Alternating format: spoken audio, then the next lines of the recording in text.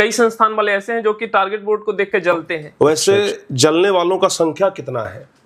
अगर संख्या कम है इसका मतलब कि अभी आपका तरक्की कम हुआ है। बहुत सारे संस्थान हैं, लेकिन सब में हम देखें कि सबसे कम जो फी है वो आप ही का होता है। ऐसा क्यों? क्योंकि आपका शादी भी हो चुका है। तो कहीं ना कहीं तो लड़ाई होता होगा कि आपके लिए सब कुछ अगर पढ़ाना ही है तो फिर हमारा कोई वैल्यू ही नहीं है। सर बूढ़ा होंगे तो क्या करेंगे? तो हम बूढ़ा होंगे तो क्या करेंगे? शिक्षक को राजनीति में आना चाहिए? देखिए, जहां तक राजनीति का बात है, अगर बाई चांस मना कर दिया जाए कि आप नहीं पढ़ा सकते, कौन मना करेगा? जय हिंद साथियों, आज एक ऐसे शिक्षक के साथ बैठे हुए हैं जो किसी परिचय के मोहताज नहीं है, और उनका हम परिचय भी नहीं देंगे क्योंकि वो लाखों बच्चों के दिलों पे राज करते हैं। हर वर्ष कई सारे टॉपर्स यहां से निकलते हैं, और आज सर से कुछ खट्टे, कुछ मीठे और कुछ तीखे सवाल पूछेंगे। कुछ उनके जिंदगी से रिलेटेड, कुछ उनके संस्थान से रिलेटेड। तो सर तैयार हैं क्वेश्चन के लिए?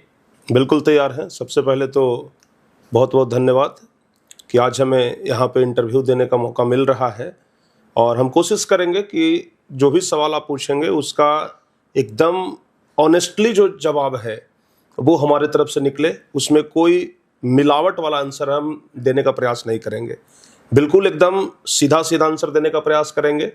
और हम इस इंटरव्यू के पहले एक बात जरूर कहना चाहेंगे कि आपको जो मन में करे वो हमसे पूछिए, और हम भी दिल खोल के उसका जवाब देंगे। आज सर पूरे एक पेज जो स्टिकी नोट्स है उसको लिख के लाए हैं, और कुछ तीखे सवाल भी इसमें हैं, कुछ आपके जिंदगी से रिलेटेड सवाल भी है, कुछ वैसे सवाल है चूंकि आप पे रिसर्च हम काफी किए हैं उसके बाद ही ये चीज लिखे हैं, और उसके बाद आज पॉडकास्ट में आप ये चीज पूछेंगे सर आपसे। तो शुरू किया जाए सर। बिल्कुल। सबसे पहला सवाल है सर कि अगर आपको पढ़ाने के लिए मना कर दिया जाए कि आपको नहीं पढ़ाना है तो क्या होगा? पढ़ाने के लिए मना कर दिया जाए तो क्या होगा?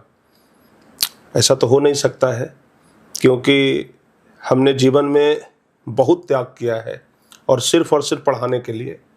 तो मना करने से भी हम रुकने वाले नहीं हैं। अगर बाई चांस मना कर दिया जाए कि आप नहीं पढ़ा सकते, कौन मना करेगा? एक क्वेश्चन है, एक मान लिया जाए कि आपको मना कर दिया जाए कि नहीं आपको अब नहीं पढ़ाना है तो क्या होगा? जैसे मना करने के लिए तो हमें लगता है कि हम भारतवर्ष में रह रहे हैं, तो अगर यहाँ का गवर्नमेंट ही हमें बैन कर दे तभी कोई उपाय है कि भाई भारत में रहते हुए हम नहीं पढ़ा सकते हैं। नहीं तो बाकी किसी के कहने पर हम रुकेंगे नहीं, क्योंकि हमारा जो पैशन है वो पढ़ाना है, शौक़ है पढ़ाना। किसी का मजबूरी पढ़ाना होता है, हमारा शौक़ है पढ़ाना। और हमारे बारे में सब लोग जानते हैं कि हमने सिर्फ पढ़ाने के लिए जीवन में बड़े बड़े त्याग किए हैं। तो हमारा ये जो रथ है ना पढ़ाई का, ये रोकने से भी नहीं रुकेगा, किसी के रोकने से नहीं रुकेगा। चलिए, सर बहुत अच्छी बात है। दूसरा सवाल है सर कि टारगेट बोर्ड का बहुत सारे हम वीडियो देखे हैं, लेकिन बहुत सारे ऐसे वीडियो देखे हैं जिसमें जलन का बू आता है। टारगेट बोर्ड के वीडियो में जलन का बू आता है? टारगेट बोर्ड के जो अपोनेंट्स होते हैं, जो कई संस्थान वाले ऐसे हैं जो कि टारगेट बोर्ड को देख के जलते हैं। अच्छा। तो ऐसा क्यों टारगेट बोर्ड को देखकर लोग क्यों जलते हैं? देखिए, जहां तक हमारा ऐसा मानना है, अगर लोग टारगेट बोर्ड को देख करके जल रहे हैं तो हमारा वो थर्मामीटर है। अच्छा। जैसे थर्मामीटर को लगाने पे बुखार मापा जाता है कि कितना डिग्री आपका बुखार है, वैसे जलने वालों का संख्या कितना है। अगर संख्या कम है इसका मतलब कि अभी आपका तरक्की कम हुआ है। अगर जलने वालों का संख्या बढ़ रहा है तो मतलब आपका तरक्की भी बढ़ रहा है। और हमें याद है, एक हमारे आदर्श शिक्षक हैं, यहाँ के उत्तर प्रदेश के हैं। अच्छा। नाम है अवध ओझा सर। उनका हम एक कभी वीडियो देख रहे थे तो उन्होंने अपने वीडियो में कहा था कि जीवन में जब तक 200-250 जलने वाले ना हो तब तक जीवन का मजा ही नहीं है। और हमारे जीवन में भी जलने वालों का संख्या उतना नहीं पहुंचा है। तो जिस दिन अगर उतना पहुंच गया तो समझेंगे कि हाँ, अब हम भी कोई लेवल पे पहुंचे हैं। और हमें ऐसा लगता है कि लोग देख कर किस लिए भी जलते हैं ना, क्योंकि उसका बहुत सारा कारण है। देखिए, एक चीज है कि जो वृक्ष फलदार होता है, जिस वृक्ष पे फल लगता है, लोग ढेला उसी पे चलाते हैं। तो टारगेट बोर्ड एक वृक्ष है जो कि बड़ा फलदार वृक्ष है। और हर एक वर्ष यहाँ फल के रूप में टॉपर्स निकलते हैं। लोग ढेला चलाते हैं कि एक आध फल हमारी तरफ गिर जाए तो हम भी थोड़ा उसका स्वाद चख लें। लेकिन खैर, जलने वालों की संख्या अगर बढ़ रही है तो हमारे लिए खुशी का बात है। जलने वाले लोग हमारे लिए थर्मामीटर का काम करते हैं। वो हमें ये बताते हैं कि हम जीवन में कितना आगे बढ़ रहे हैं, तो उससे हमको कोई प्रॉब्लम नहीं है। मतलब आपका कहना ये है कि और जलने वालों की संख्या और बढ़नी चाहिए? बढ़नी चाहिए। अगर जलने वालों की संख्या नहीं बढ़ेगी तो मतलब हम अस्थायी हैं, तरक्की नहीं कर रहे हैं। चलिए, बहुत अच्छी बात है सर। आपके भी जीवन में जलने वाले बहुत लोग होंगे। हाँ, जब सबके जीवन में होते हैं। पूरे समाज में हमको लगता है कि हर समाज में ऐसे लोग मिलते हैं जो कि अगर कोई आगे बढ़ रहा है तो उसको पैर खींचने वाले लोग मिल ही जाते हैं। लोग हाथ से ज्यादा आजकल पैर खींचते हैं। अगर समाज में थोड़ा सा भी कोई बढ़ रहा है तो लोगों को लगता है कि कैसे बढ़ रहा है। बिल्कुल, ये तो पैर खींचना शुरू कर देते हैं। लोग बताए तो ना, लोग आजकल हाथ से ज्यादा पैर खींचते हैं। जितना बुराई हो सके किसी का करें, किसी भी तरीके से अगर नीचे गिराने का प्रयास हो तो इनको नीचा दिखाया जाए। लोग ऐसा प्रयास करते हैं, लेकिन हमें अपने काम पे फोकस करना चाहिए। जलने वालों पे फोकस मत करिए। लोगों का काम है जलना, हमारा काम है आगे बढ़ना, बच्चों के लिए मेहनत करना, बिहार के लिए कुछ करना। तो और बस यही है। एक बात और सर, कि ये जो जलने वालों की संख्या है वो सिर्फ आप ही के फील्ड में है या फिर हर फील्ड में होता है? सब जगह है। ऐसा नहीं है कि सिर्फ हमारे फील्ड में है। जलने वाले लोग सब जगह होते हैं। जो हमें देख करके जल रहे हैं वो हमसे जुड़े हुए लोग हैं, जो आपको देखकर जल रहे हैं वो आपसे जुड़े हुए लोग हैं। अलग अलग फील्ड में सब लोग हैं, तो बाकी सब कुछ वैसा ही है। तीसरा सवाल है सर कि ABCD बहुत सारे संस्थान हैं, लेकिन सब में हम देखें कि सबसे कम जो फी है वो आप ही का होता है, ऐसा क्यों? देखिए, जहाँ तक फी का बात है तो हमें लगता है कि अभी जिस तरीके से टारगेट बोर्ड पर बच्चों का प्यार है, हमें जो बच्चों का प्यार अभी तक मिला है, अगर हम चाहते तो कंटेंट के नाम पर, क्वालिटी कंटेंट के नाम पर हम भी चाहते तो बच्चों से बहुत फी ले सकते थे कि भाई हम क्वालिटी कंटेंट दे रहे हैं, बहुत अच्छे शिक्षक दे रहे हैं, अच्छे से आपका पढ़ाई हो रहा है, तो हमें इतना फी चाहिए। लेकिन हमें ऐसा लगता है कि अगर हम फी बढ़ा दिए तो बिहार के ऐसे लाखों बच्चे जो इस उम्मीद से हमारे पास जुड़े हैं कि कम फी है फिर भी हम यहाँ पढ़ लेंगे, शायद फी हमारे बढ़ा देने से वो वंचित रह जाएंगे पढ़ाई से।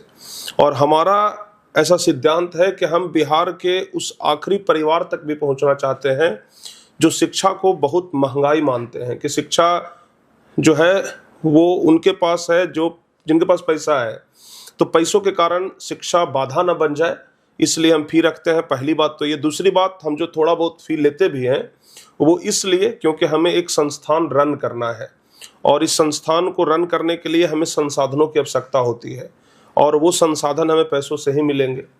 बिना संसाधन के तो हम कुछ कर नहीं पाएंगे, क्योंकि अगर हम बिहार के अधिक से अधिक बच्चों तक पहुंचना चाहते हैं तो इसके लिए हमें अधिक से अधिक संसाधन चाहिए। इसलिए हमें कुछ हेल्प का जरूरत पड़ता है, तो बच्चों से बस एक हेल्प के रूप में हम फी लेते हैं, और ऐसा कुछ। फी से सर, फी दो ही मायने में कम लिया जा सकता है। पहला कि चाहे तो गरीबी से उठा हो, या दूसरा ट्रस्ट के माध्यम से वो नहीं, हमारा ट्रस्ट के माध्यम से तो नहीं चलता है। हम खुद उस जगह से उठे हैं कि हमें पता है कि क्या होता है। हम जब स्कूल में पढ़ने के लिए जाते थे तो 200-250 रुपये का महीना लगता था। हमारे पिताजी वो 200-250 महीना देने में भी उनको महीने के लास्ट में ना अखर आता था।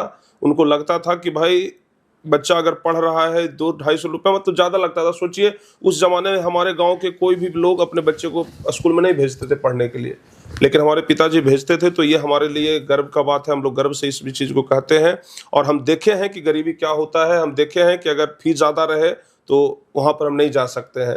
हम जिस शहर में पढ़ने के लिए जाते थे उस शहर में और भी बहुत सारे स्कूल थे जहाँ का फ़ी बहुत ज़्यादा था। वहाँ के लोग, वहाँ के बच्चे बहुत हाई फाई में रहते थे। मन शौक हमारा भी करता था कि हम वहाँ जाए, लेकिन फी हम अफोर्ड नहीं कर सकते थे। तो इस कारण से हमें लगता है कि जितना कम से कम फी रखा जाए वो ज़्यादा बेहतर है। अधिक बच्चों तक हम पहुँच पाएंगे, गरीब से गरीब बच्चों तक पहुँच पाएंगे, और वो गरीब लोग आपसे जितना प्यार करेंगे ना, अमीर लोग कभी उतना प्यार नहीं करेंगे। चलिए सर, अभी टाइम लगभग 12 बज रहा है। 15 मिनट दे रहे हैं। मेरा एक क्वेश्चन है कि प्रिंस सर कितने घंटे सोते हैं? देखिए, सोने का हमारा ऐसा कोई लिमिट है नहीं। हमारे लिए फर्स्ट प्रायोरिटी वर्क होता है। वर्क चाहे जितना बजे भी ख़त्म हो जाए, अगर 12 बजे ख़त्म हो जाएगा, अगर हमें जैसे नेक्स्ट डे हमें कोई क्लास लेना हो तो सुबह का, दोपहर का, शाम का जो भी कंटेंट है पढ़ाने वाला, और वो हम नाइट में ही तैयार कर लेते हैं, ताकि कल जो पढ़ाना है उसको हम नाइट में तैयार कर लें कि कल हमें क्या क्या पढ़ाना है, बच्चों को क्या क्या नोट्स देना है, जो भी चीज़ें होता है हम तैयार करते हैं।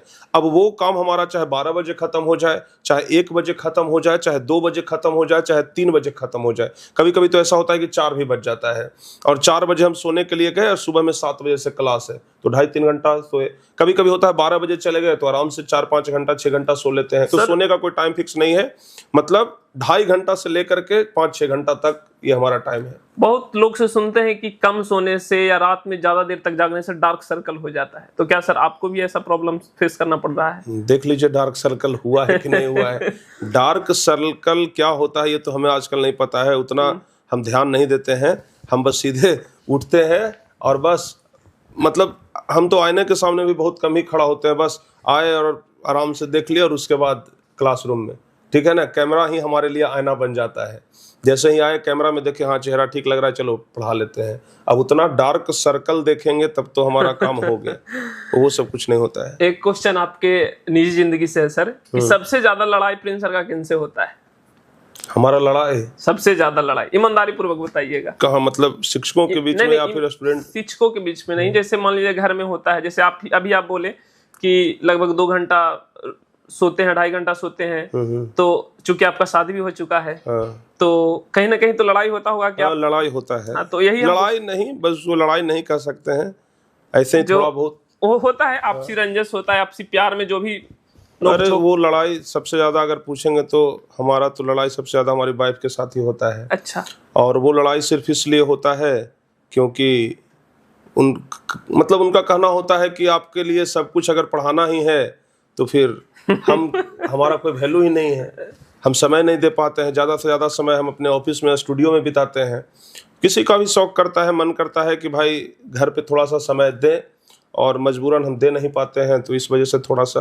तो कभी आपको भी नहीं लगा कि थोड़ा सा टाइम घर पे भी देना चाहिए? कोशिश करते हैं, हमारे तरफ से 100% प्रयास रहता है, कोशिश रहता है। लेकिन जब भी कोशिश करते हैं ना, जैसे मान लिया जाए कभी संडे हुआ या फिर कभी छुट्टी हुआ, प्रयास करते हैं कि इस संडे को थोड़ा घर पे टाइम देना है, इस संडे को या फिर इस दिन छुट्टी है थोड़ा घर पे टाइम देना है, कहीं निकलना है बाहर। लेकिन पता नहीं उसी दिन सबसे ज़्यादा काम आ जाता है, उसी दिन कुछ ऐसा काम आ जाएगा, पूरे दिन इंगेज रह जाएंगे। तो पता नहीं ये हमारे साथ होता है ऐसा, लेकिन फिर भी हम कोशिश करते हैं कि थोड़ा सा समय निकालें। लेकिन मजबूरी है, अब जिम्मेदारी बढ़ गया है, तो जितना बड़ा जिम्मेदारी उतनी बड़ी हिस्सेदारी। तो अब जिम्मेदारी बढ़ा है तो थोड़ा सा इसको मैनेज करना पड़ता है। समाज की एक सच्चाई है कि चूंकि बहुत सारे सीरियल में, बहुत सारे फिल्म में भी देखे हुए हैं कि मान लीजिए कि कहीं ऑफिस में है तो कहाँ है, घर से मान लीजिए आरती मैम का फोन, कहाँ है, यहाँ आइए, या फिर आरती मैम सपोर्ट करते हैं?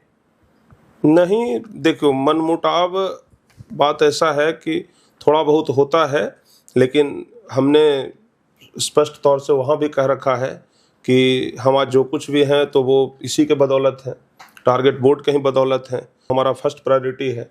तो लड़ाई झगड़ा, पारिवारिक चीज़ें अपना अलग जगह पर, पर्सनल जीवन अपना अलग जगह पर, लेकिन जिस वजह से हमारा पहचान हुआ है हम उसको सबसे फर्स्ट प्रायोरिटी देते हैं। मतलब सबसे पहला प्रायोरिटी बच्चे ही? बिल्कुल, सबसे फर्स्ट प्रायोरिटी हमारे स्टूडेंट्स हैं, उसके बाद ही कोई और।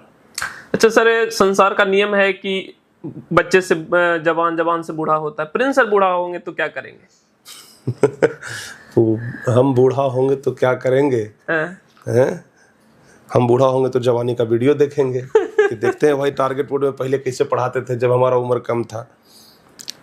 बूढ़े होंगे तो हमारा एक सपना है, और सपना हमारा ये है कि जब हमारा उम्र ज़्यादा हो जाए, हालांकि इसमें तो अभी बहुत समय है, अभी तो हमारा बहुत लंबा उम्र है, अभी बहुत लंबी पारी खेलेंगे, लेकिन हमारा ये सपना है कि हम अपने जैसे बहुत सारे प्रिंसर इस बिहार में खड़े कर दें।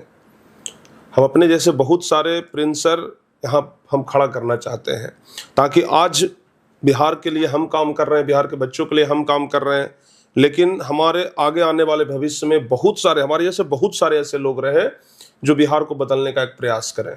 तो हमारा बस सपना यही है कि जब हम बूढ़े भी हो जाए, या फिर हम कह सकते हैं कि जब हमारा मृत्यु भी हो जाए, तो लोग हमें इसलिए याद करें कि भाई एक कोई था प्रिंसर नाम का, वो बहुत कुछ पीछे छोड़ के गया है, और इतना छोड़ के गया है कि बहुत वर्षों तक लोग उसको याद रखेंगे। तो हम बस यही चाहते हैं। सर एक शिक्षक हैं, फिजिक्स के लीजेंड माने जाते हैं, वो देखते हैं कि बूढ़े हो गए हैं लगभग, क्योंकि उनका उम्र लगभग 60-70 करीब होगा।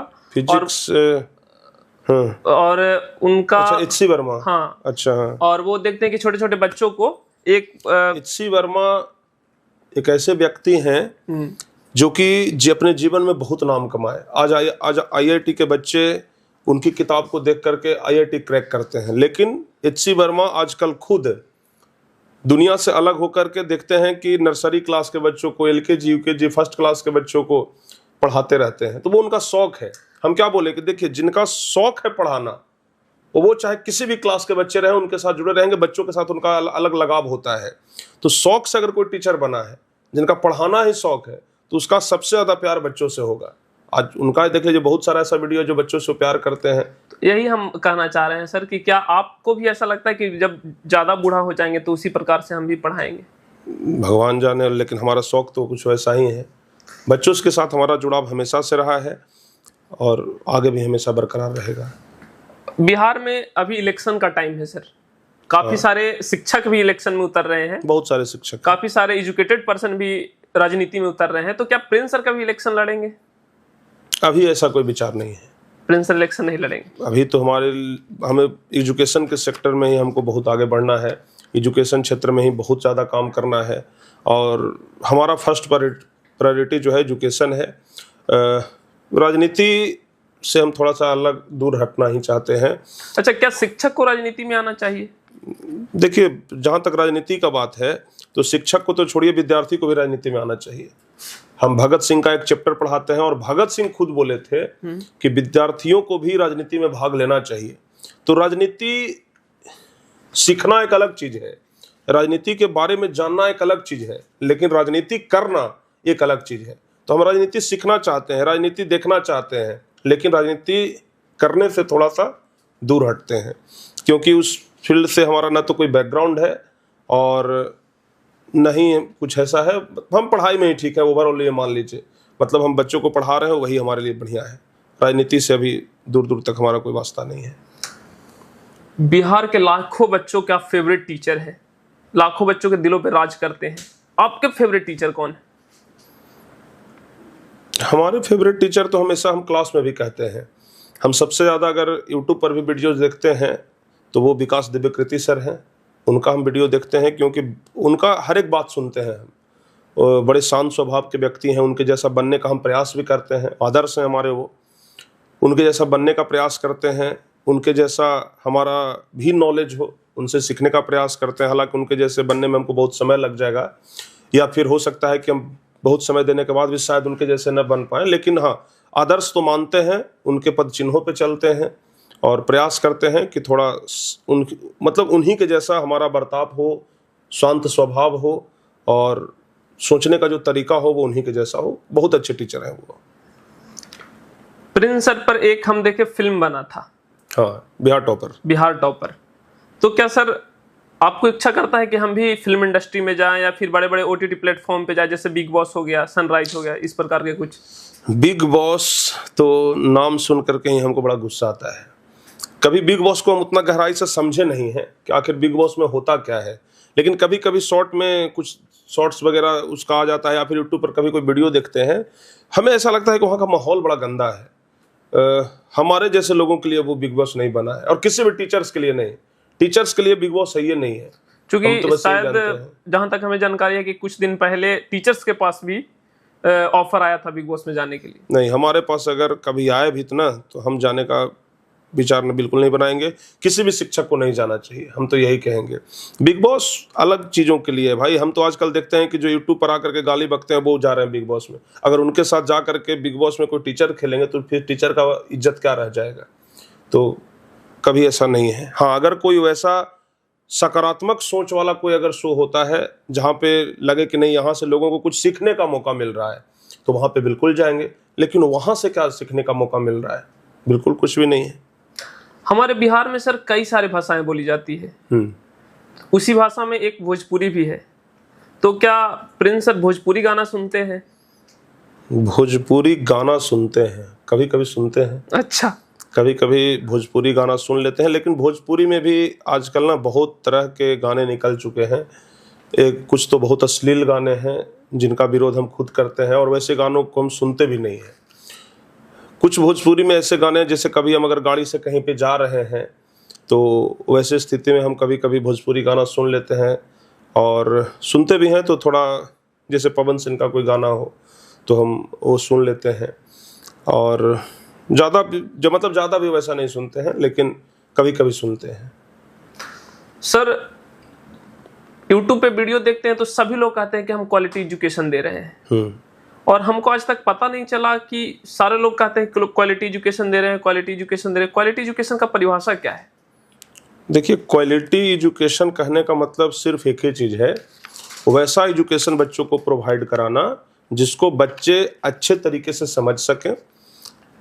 अच्छे तरीके से समझ तो जाए ही, लेकिन वहाँ पर तो हो गया कॉन्सेप्ट कि भाई आपका कॉन्सेप्ट सही है। लेकिन अगर हम क्वालिटी एजुकेशन की बात करें तो बच्चों को एक ऐसी शिक्षा प्रदान करना जो उनके वर्तमान के लिए भी और जो उनके भविष्य के लिए भी बहुत यूजफुल हो, उसी को कहते हैं क्वालिटी एजुकेशन। दूसरी बात कि बच्चों को कुछ ऐसा चीज़ें बताना जिससे कि बच्चे को आसानी से वो कॉन्सेप्ट समझ में आ जाए। ऐसा नहीं कि कोई चीज़ों को बहुत कॉम्प्लिकेटेड बना दिए। तो कहने के लिए तो लोग कहते हैं क्वालिटी एजुकेशन, लेकिन क्वालिटी एजुकेशन का असली परिभाषा यही है कि जो बच्चों को समझ में आ जाए, जो वर्तमान और भविष्य के लिए उपयोगी हो, तो उसी को क्वालिटी एजुकेशन कहेंगे हम। क्वालिटी एजुकेशन कह लें, क्वालिटी कंटेंट कह लें, वही है। आप एक किसान के बेटे थे, जैसा कि आप बताए कि आप एक किसान थे नहीं है भी। हाँ, एक किसान के बेटे हैं। और किसान को हर किसान को ये चाह होती है कि हमारा बेटा एक सरकारी नौकरी करे, लेकिन आपने सरकारी नौकरी छोड़ दी। बिल्कुल। तो क्या उस टाइम कितना कठिन था जब सरकारी नौकरी छोड़ रहे थे? क्योंकि पिताजी को समझाना कि सरकारी नौकरी छोड़ करके अब इसमें आ रहे हैं, तो कहीं ना कहीं आपको थोड़ा सा प्रॉब्लम तो हुआ ही होगा।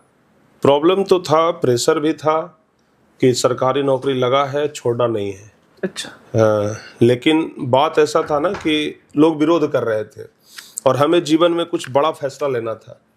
पिताजी को हमने नहीं बताया था कि हम सरकारी नौकरी छोड़ रहे हैं, और सब लोगों से चुपचाप हम सरकारी नौकरी छोड़ दिए थे। अच्छा, पिताजी को पता नहीं था? किसी को पता नहीं था, और हमारे छोड़ने के कुछ महीनों के बाद सब लोगों को पता लगा था कि हम नौकरी छोड़ चुके हैं। क्योंकि अगर हम पहले तो छोड़ने से पहले बहुत कहने का प्रयास किए थे, बहुत कहे भी कि हम छोड़ना चाहते हैं, लेकिन सब लोगों का दबाव था कि नहीं छोड़ना है, क्योंकि बहुत अच्छी जगह पे थे।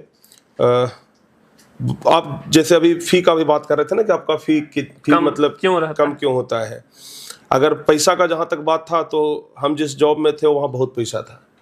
लोग कहते हैं ना कि ब्लैक मनी, घूसखोरी, तो ये सब वहाँ बहुत था।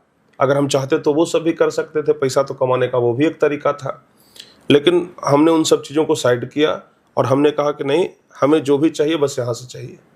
हम नेम फेम सब कुछ हमें यहीं से मिलेगा, और इसलिए बिना बताए हमने सरकारी नौकरी छोड़ दिया। और कुछ महीनों के बाद लोगों को पता चला, हमारे परिवार वालों को पता लगा कि हम छोड़ दिए हैं। उसके बाद थोड़ा बहुत डांट भी पड़ा, लेकिन फिर धीरे धीरे सब शांत हो गया। अभी किसी को बताते होंगे कि सरकारी नौकरी छोड़ करके और बच्चों को पढ़ा रहे हो, अभी मान लिया जाए कि कोई आदमी आपसे पूछे तो वो बताते होंगे कि सरकारी नौकरी छोड़ करके बच्चों के पढ़ा रहे, तो उसका क्या रिएक्शन होता है? देखिए, जिन लोगों को पता है हमारे बारे में कि ये बहुत अच्छा कर रहे हैं बिहार के लिए, वे लोग तो कहते हैं कि नहीं आपका काम बहुत अच्छा है, आप बहुत अच्छा कर रहे हैं। लेकिन जिनको ऑनलाइन एजुकेशन के बारे में नहीं पता है, जिनको ये नहीं पता है कि ये क्या कर रहे हैं, जिनको ये नहीं पता है कि भाई इसमें कितना अच्छा ये कर रहे हैं, तो वैसे लोग कहते हैं कि महामूर्ख आदमी है, सरकारी नौकरी छोड़ दिया है। लोग आजकल उसके लिए तरस रहा है, तुम उसको छोड़ दिया है, तुमसे बड़ा पगला कोई नहीं है। ऐसी बातें सुनने के लिए मिलता है, लेकिन मन में हमने जो संकल्प ले लिया है, ठान लिया है, नहीं, जो हम डिसाइड किए हैं बहुत सोच समझ कर किए हैं, और बहुत हम उसमें अच्छा करेंगे। प्रिंस सर के गांव के लोग क्या कहते हैं प्रिंस सर के बारे में? देखिए, गांव में हम ना आज से लगभग 6-7 साल पहले हम गांव छोड़ चुके थे, और गांव में बहुत कम जाते हैं। छोड़ क्या चुके थे, मतलब जाते कम हैं, क्योंकि समय बहुत कम मिल पाता है, कभी कभी जाते हैं। लेकिन गांव में सब लोग अच्छा सोचते हैं। गांव में सब कहते हैं कि अच्छा प्रयास कर रहा है, अच्छा काम कर रहा है, बहुत नीचे से उठा हुआ लड़का है, गरीबी देखा है, इसका माँ बाप गरीबी में पला बढ़ा, ये भी गरीबी में जन्म लिया, पला बढ़ा, तो अच्छा है। देखिए, हम कहना चाहते हैं ना कि गरीबी में जन्म लेना कोई बहुत बड़ा गुनाह नहीं है। गरीबी में जन्म जरूर लीजिए, लेकिन गरीबी में मरिए नहीं। गरीबी में जन्म जरूर लीजिए, लेकिन गरीबी में मरिए नहीं। बस हम यही चाहते हैं। जीवन में इतना कमाइए, जीवन में इतना नेम फेम सब कुछ होना चाहिए कि अगर कभी पिताजी को इलाज करने का जरूरत पड़े तो ये न सोचना पड़े कि किस हॉस्पिटल में भर्ती कराएं जो हमारे लायक हो। अगर इस इलाज कराने का जरूरत हो तो चाहे अमेरिका भी क्यों न ले जाना पड़े, हम ले जाएंगे। बस इतना जीवन में कमाइए। अच्छा, पूरे बिहार हम स्टूडेंट को भी हम कहते हैं, क्लास में भी कहते हैं कि पढ़ाई लिखाई करो और खूब पैसा कमाओ। पूरे बिहार के लिए आप प्रिंसर हैं। गांव के लिए क्या है, प्रिंस हैं या प्रिंसर? नहीं, प्रिंस है। गांव के लिए प्रिंस, गांव के लिए प्रिंस हैं, गांव के लिए अरे हैं, गांव के लिए मतलब गांव में तो वही ना होता है। भले हम आज प्रिंसर बन जाए, लेकिन आज भी गांव में जाते हैं तो लोग वही मगही भाषा में, अरे कहाँ जाए रे, कहाँ जाए बाबू। तब गांव में जाते हैं तो वैसे लोग कहते हैं, जैसे कहीं जा रहे हैं, ए प्रिंसवा इधर सुन, लोग ऐसा ही बोलते हैं। आपको कोई नहीं लगता कि नहीं पूरे बिहार के लिए अच्छा लगता है? वही तो होना चाहिए ना। आज अगर गांव में भी लोग प्रिंसर कहना शुरू करेंगे तो फिर गांव में जाने का मजा क्या रहेगा। गांव में जाते हैं, वहाँ सब चाचा हैं, बड़े भाई हैं, चाची हैं, मम्मी हैं, सब लोग हैं, तो अरे प्रिंसवा, मतलब ये सब शब्द सुनकर लगता है कि हाँ गांव में आए हैं। नहीं तो जैसे अभी हम पटना में रहते हैं, पटना में कौन बोलेगा अरे प्रिंसवा, कोई नहीं बोलता है, लेकिन वहाँ ये चीज़ सुनने के लिए मिलता है। तो गाँव का एक अलग माहौल है। ये बताइए सर कि प्रिंसवा से प्रिंसर बनने में सबसे बड़ा योगदान किसका रहा? प्रिंसवा से प्रिंसर बनने में सबसे बड़ा योगदान किसका रहा? सबसे बड़ा योगदान तो हम कहेंगे, सबसे पहला चीज़ तो कि हमने जो मेहनत किया, मेहनत के पीछे हमारे परिवार वालों ने सब सपोर्ट किया, तो सब लोगों का योगदान है। जीवन में किसी का कम योगदान है, किसी का ज़्यादा योगदान है, लेकिन योगदान सब लोगों का है। परिवार वालों का भी है। सबसे ज़्यादा योगदान तो हम कहेंगे कि हमारे बिहार के बच्चों का है, क्योंकि आज प्रिंसवा से प्रिंसर हमें बिहार के बच्चों ने ही बनाया है। अगर शायद वो ना होते तो आज हम प्रिंसर नहीं बन पाते। प्रिंसर का दर्जा हमको किसने दिया? हम तो अपने आप प्रिंसर नहीं अपने आप को बोलने लग गए। हमारा नाम तो प्रिंस है, लोगों ने हमें प्रिंसर बनाया, और लोगों ने मतलब कौन? बिहार के बच्चों ने बनाया। तो आज भले हम अदर स्टेट में काम कर रहे हो, बिहार में भी काम कर रहे हैं, यूपी में भी काम कर रहे हैं, लेकिन पहचान तो हमें बिहार के बच्चों ने ही दिया है।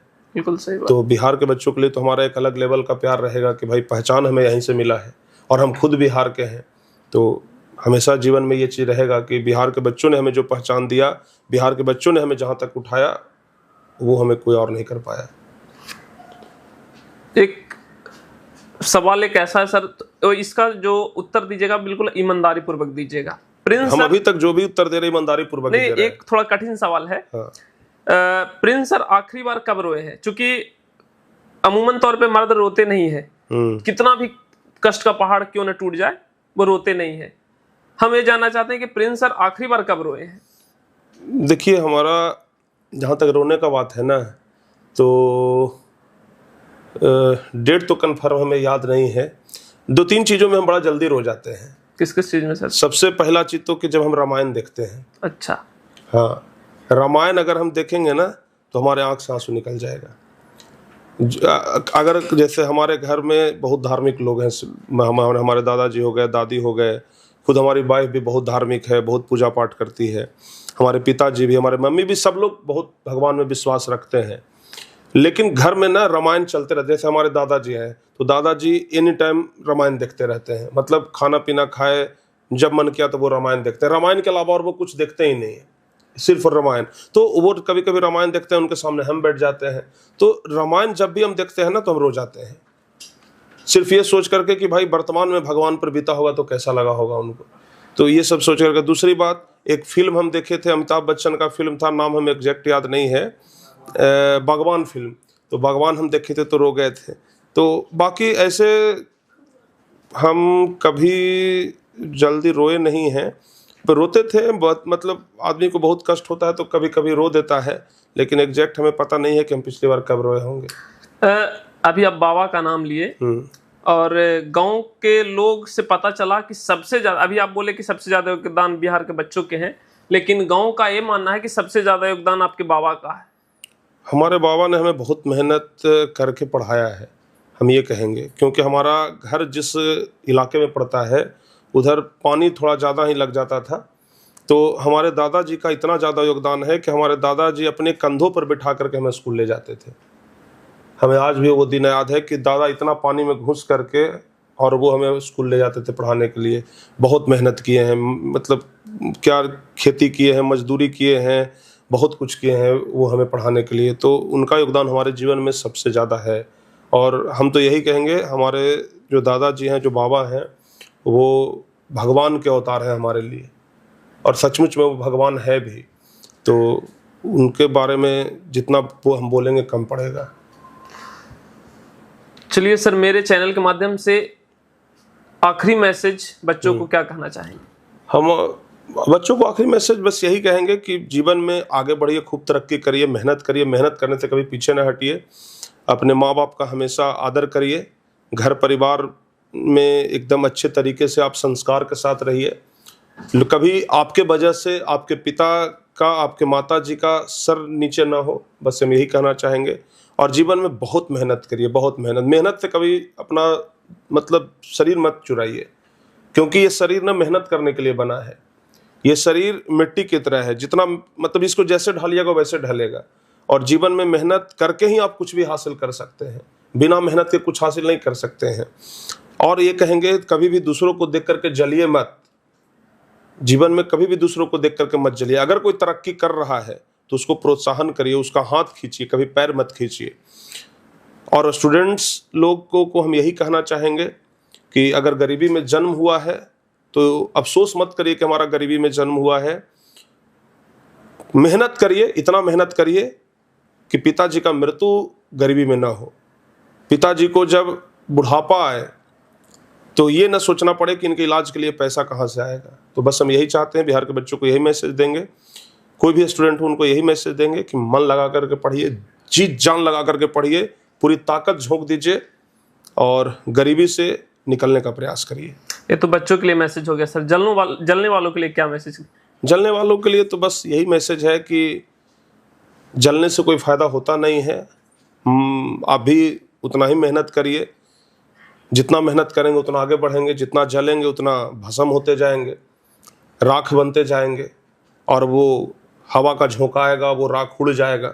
तो जलने वाले लोग जलते रहेंगे, दुश्मनों की जलन ही हमारी शान है, बस यही कहेंगे। लेकिन फिर भी ये दुनिया सुधरने वाला है नहीं, ये दुनिया आपका हमेशा पैर ही खींचेगा, कभी भी हाथ नहीं खींचेगा। और जिस दिन ये दुनिया हाथ खींचने लग जाए ना, तो फिर दुनिया में सब लोग एक दूसरे का शुभचिंतक हो जाएंगे, सपोर्ट करने लग जाएंगे।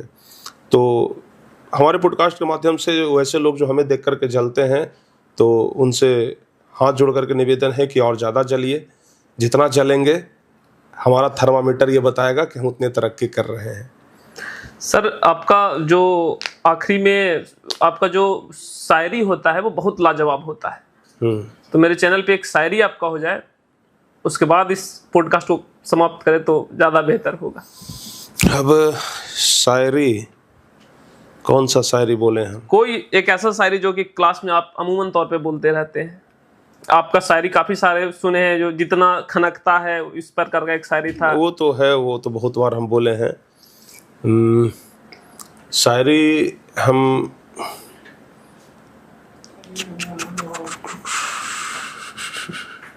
यही कहेंगे कि बढ़ी है पीर पर्वत सी तो पिघलनी चाहिए, हिमालय से फिर कोई गंगा निकलनी चाहिए। हमारा मकसद सिर्फ हंगामा खड़ा करना नहीं है, हमारा मकसद है कि हर हाल में बिहार के बच्चों की स्थिति बदलनी चाहिए। तो ये चीज़ आप लोग ध्यान रखिएगा। Thank you so much. आप सभी लोगों को बहुत बहुत धन्यवाद इस पूरे वीडियोज़ को देखने के लिए। बहुत बहुत धन्यवाद सर, आप अपना कीमती समय निकालकर इस पॉडकास्ट में आप आए, बहुत बहुत धन्यवाद। और आगे का वीडियो अगर आप चाहते हैं कि इसका दूसरा पार्ट आए तो आप लोग कमेंट में आप अपना क्वेश्चन बताइए, जो कि हम सर से डायरेक्टली पूछ सके। और यह वीडियो आपको कैसा लगा कमेंट बॉक्स में ज़रूर बताइएगा, और अपना जो भी क्वेश्चन आपके मन में जो भी क्वेश्चन है वो बताइएगा, ताकि हम अगले वीडियो में सर से डायरेक्ट पूछ पाएंगे। आपका सवाल होगा और सर का जवाब होगा। धन्यवाद, बहुत बहुत धन्यवाद।